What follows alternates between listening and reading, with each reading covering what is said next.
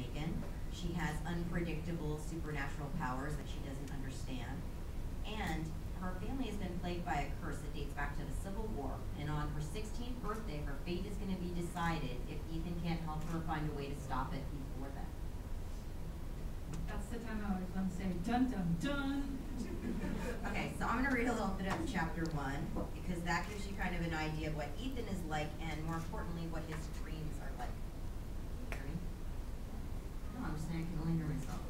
You're not supposed to be fine. Okay.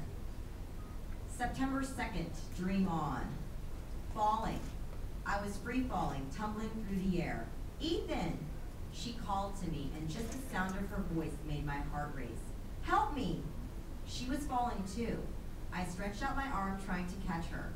I reached out, but all I caught was air.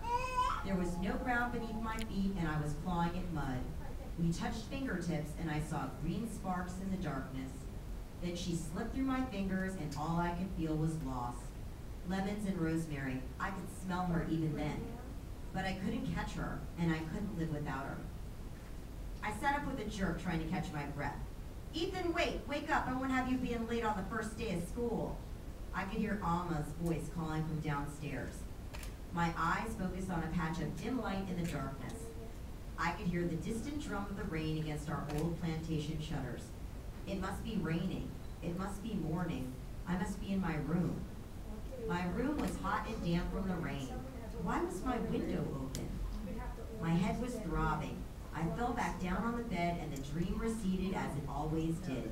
I was safe in my room in our ancient house, in the same creaking mahogany bed where 6 generations of waits had probably slept before me, where people didn't fall through black holes made of mud, and nothing ever actually happened.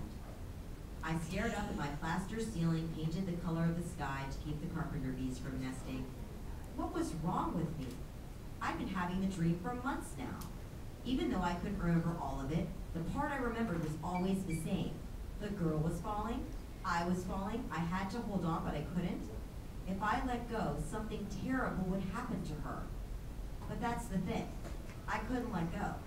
I couldn't lose her. It was like I was in love with her even though I didn't know her. Kind of like love before first sight. Which seemed crazy because she was just a girl in a dream. I didn't even know what she looked like. I had been having the dream for months, but in all that time I had never seen her face, or I couldn't remember it. All I knew was that I had the same sick feeling inside every time I lost her. She slipped through my fingers and my stomach dropped right out of me. The way you feel when you're on a roller coaster and the car takes a big drop, butterflies in your stomach, that was such a crappy metaphor, more like killer bees. Maybe I was losing it, or maybe I just needed a shower. My earphones were still hanging around my neck, and when I glanced down at my iPod, I saw a song I didn't recognize. 16 Moons? What was that? I clicked on it. The melody was haunting.